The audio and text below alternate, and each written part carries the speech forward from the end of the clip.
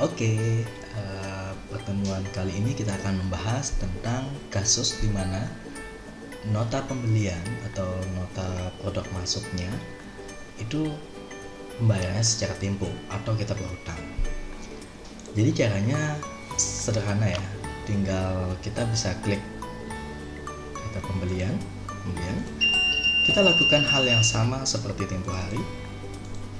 Kemudian kita bisa pilih misalkan produknya. Oke, kemudian isi dulu, oke, kemudian berikutnya saya masukkan ini juga 15, oke. Atau mungkin ada produk baru yang belum ada di sistem, kita bisa tambahkan new produk, misalkan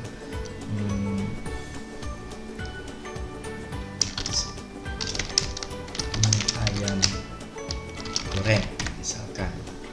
Kemudian page kategorinya itu kita masukkan sebagai mie. Kemudian harga pokok misalkan Rp1.000, kita jual Rp1.500.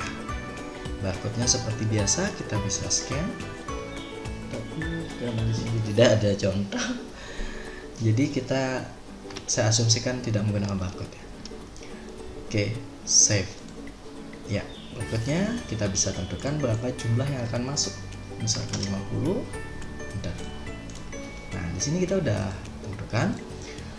Nah, kali ini kita akan mencoba kasus dimana kasusnya adalah nota ini kita sifatnya bayar tempo atau kita bayar secara bertahap atau hutang.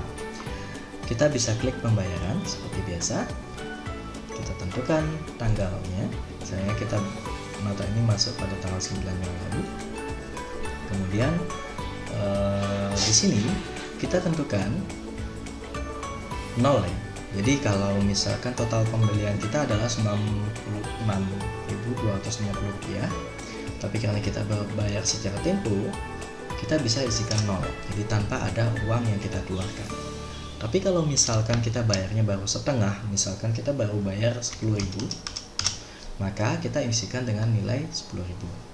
Saat ini disimpan, secara otomatis sistem akan menganggap kekurangannya adalah sebagai hutang kita pada PT Narmada Awet Muda. Di sini kita bisa tentukan temponya, misalkan kita diberikan tempo sama suppliernya itu pada tanggal 29. Catatan bisa diisi, tapi opsional, kalau tidak apa-apa. Berikutnya kita bisa save.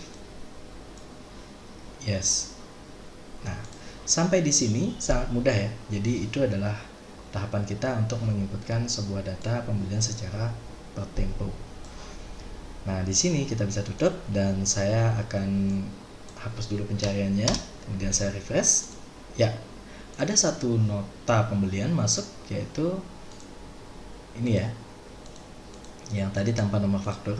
Kita bisa double klik untuk melihat apa saja yang masuk pada nota tersebut. Oke, kemudian kita bisa melihat berapa piutang kita pada nota tersebut. Kita bisa geser sedikit. Nah, di sini ada piutang.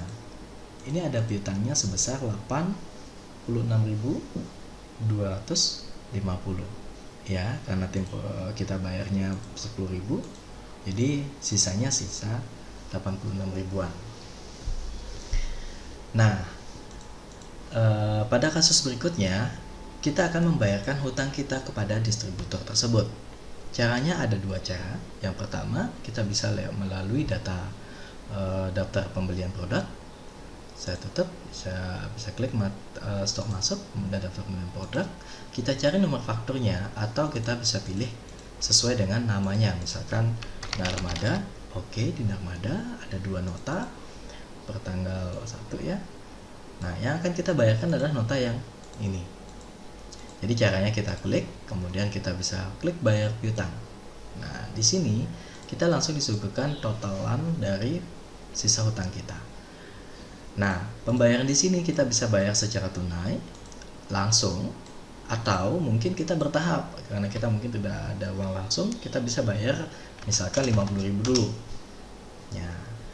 Di keterangan ini kalau bisa diisikan, diterima oleh Pak Budi. Misalkan Pak Budi itu sebagai salesnya atau penerima uangnya. Berikutnya kita bisa tekan save. Anda yakin? Jika sudah yakin, tekan yes. Nah, secara otomatis nota tadi, sisa hutang kita akan berkurang menjadi 36.000 sekian. Nah, untuk melihat bukti pembayaran atau untuk melihat rekod pembayarannya, kita bisa klik kembali nota tersebut, kemudian kita klik pembayaran, kemudian kita bisa lihat dari story-nya setoran. Nah, story-setoran di sini akan terlihat informasi lengkapnya, yaitu hutang sebelumnya adalah Rp86.250, kemudian kita store sebesar 50.000, maka sisa hutang kita saat ini adalah 36.250. Kita store secara tunai dan ada keterangannya diterima oleh Pak Budi. Oke ya. Nah, ini bisa kita print kwitansi. Nah, print kwitansi ini kita bisa print, kemudian kita bisa minta bukti stempel dari penerima uang ya, atau tanda tangannya. Jadi agar suatu saat terjadi miskomunikasi, ada sales yang lain datang menanyakan tentang hutangnya, kita bisa menunjukkan ini bukti bahwa kita sudah membayarkan hutang kita atau kita sudah menyetorkan hutang kita. Oke, cara kedua untuk membayarkan hutang, kita bisa mengecek dari data master, kemudian kita bisa klik data supplier. Nah, dari data supplier ini akan terlihat jelas berapa hutang kita pada setiap supplier kita. Misalnya pada PT Minuman, di situ kita punya hutang sebesar Rp125, Rp125.000.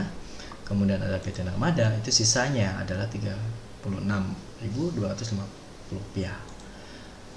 Semisal kita akan membayarkan hutang kita pada PT Narmada lagi, kita bisa klik PT Narmada, kemudian kita bisa setorkan hutang. Nah, di sini kita bisa masukkan nilainya. Misalkan kita mau langsung lunasi, ya boleh, tetap ya. Diterima Pak Anto, lunas, misalkan seperti ini. Kemudian bisa kita klik save. Ya, Anda yakin? Yes. Nah, secara otomatis hutang kita di PT Narmada itu sudah langsung nol.